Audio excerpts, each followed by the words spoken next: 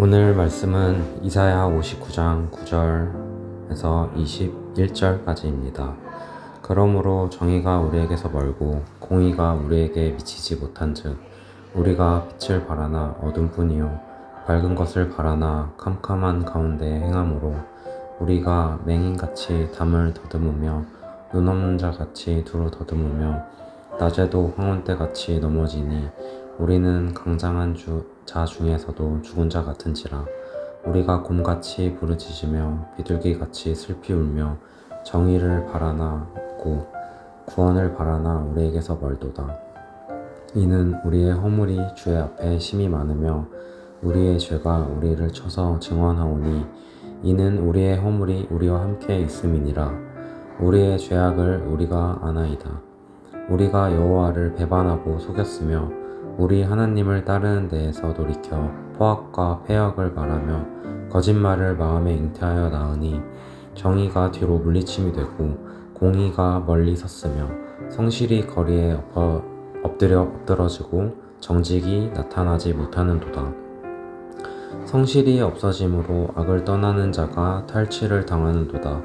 여호와께서 이를 살피시고 그 정의가 없는 것을 기뻐하지 아니하시고 사람이 없음을 보시며 중재자가 없음을 이상히 여기셨으므로 자기 팔로 스스로 구원을 베푸시며 자기의 공의를 스스로 의지하사 공의의 갑옷으로 삼으시며 구원을 자기의 머리에 써서 투구로 삼으시며 보복을 속옷으로 삼으시며 열심히 입어 겉옷을 삼으시고 그들의 행위대로 갚으시되 그 원수에게 분노하시며 그 원수에게 보응하시며 섬들에게 보복하실 것이라.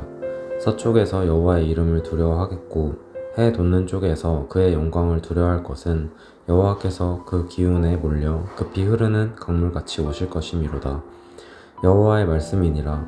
구속자가 시온에 임하여 야곱의 자손의 가운데서 죄가를 떠난 자에게 임하니라. 여호와께서 이르시되 내가 그들과 세운 나의 언약이 이러하니 곧 내 위에 있는 나의 영과 내 입에 둔 나의 말이 이제부터 영원하도록 내 입에서와 내 후손의 입에서와 내 후손의 입에서 떠나지 아니하리라 하시니라. 여호와의 말씀이니라. 아멘.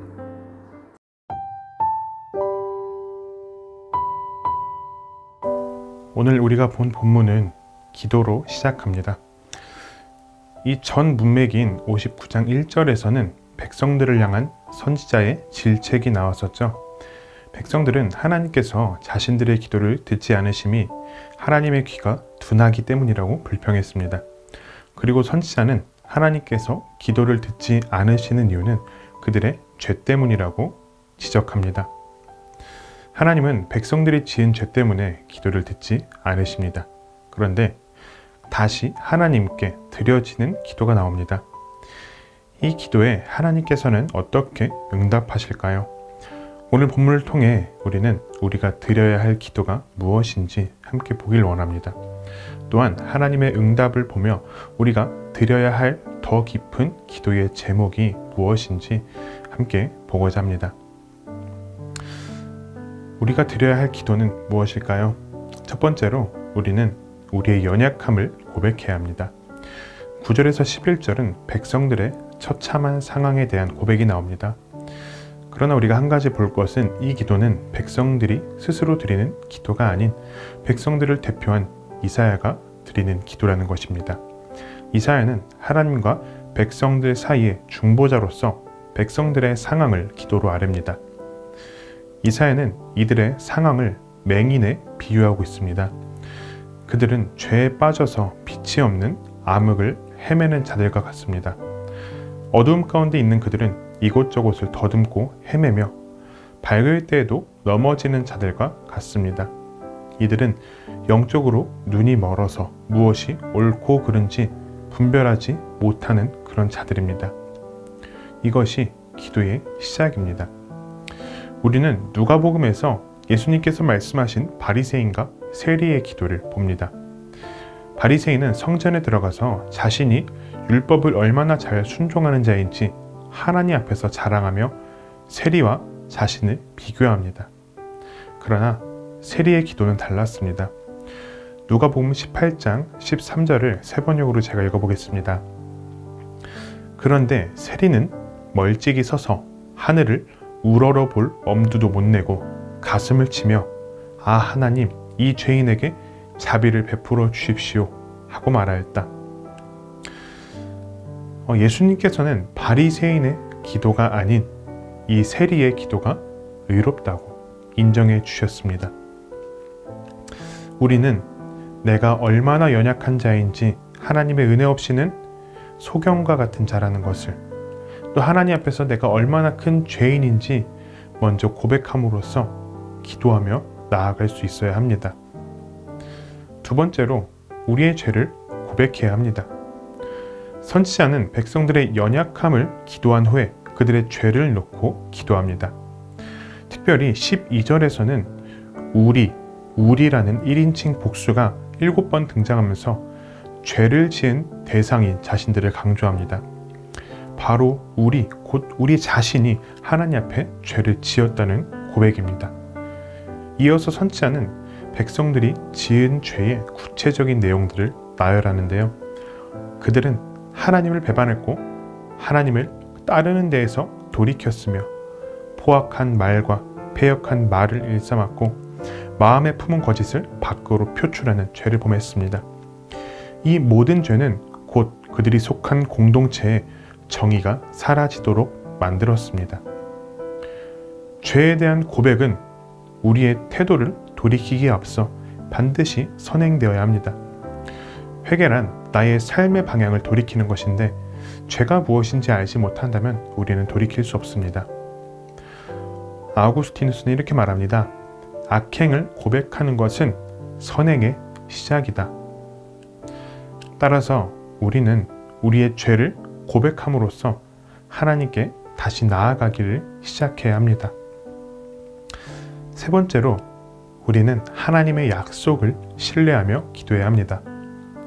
17절에는 백성들의 기도를 들으신 하나님께서 이제 공의와 정의가 없는 곳에 친히 용사의 모습으로 나타나실 것을 말씀하십니다.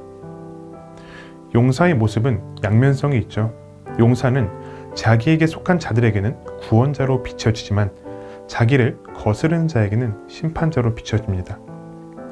하나님께서는 공의와 정의가 없는 이 땅에 용사의 모습으로 오심으로써 자기 백성들을 구원하심과 동시에 죄악을 일삼는 자들을 심판하러 오실 것입니다. 따라서 우리는 하나님의 약속을 신뢰하며 두 가지 기도를 드릴 수 있습니다. 우리를 이 죄악된 세상에서 성량해 달라는 기도와 믿음을 지키며 살아가는 우리를 박해하는 자들을 보복해 달라는 기도입니다. 하나님께서는 자기 백성들 하나님의 언약을 신실하게 믿으며 죄악의 길이 아닌 의의 길을 걷는 자들을 늘 지키시며 돌보시기에 우리는 마땅히 하나님께 그렇게 기도할 수 있습니다. 오늘 본문에서 우리는 우리가 드려야 할 기도의 내용이 무엇인지에 대해서 보았습니다. 그럼 마지막으로 우리가 기도를 통해 누리는 가장 큰 은혜는 무엇일까요? 그것은 하나님께서 다시 우리에게 얼굴을 향하신다는 것입니다.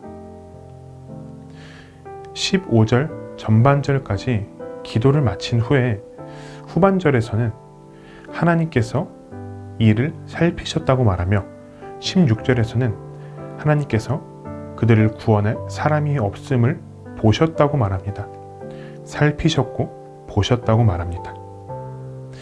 이스라엘의 죄 때문에 얼굴을 돌리신 하나님께서 이들의 회개를 들으시고 다시 그들을 향해 얼굴을 돌리셨습니다.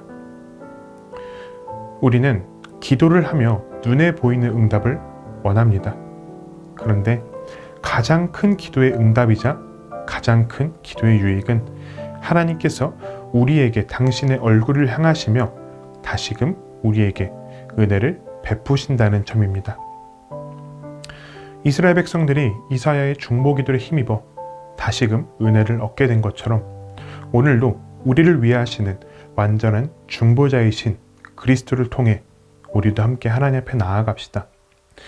우리의 죄를 자복하고 그분의 약속을 신뢰하며 하나님의 은혜를 다시 힘입어 살아가는 우리가 되기를 소망합니다. 말씀을 생각하며 함께 기도하겠습니다. 죄를 깨닫고 회개할 수 있는 은혜를 주옵소서. 하나님의 은혜가 얼마나 소중한 것인지 깨닫게 하시고 그것이 우리에게 가장 큰 유익이고 은혜임을 기억하게 하옵소서. 오늘도 우리에게 얼굴을 향하기 원하시는 하나님과 기도함으로 교제하는 하루를 보내시길 바랍니다.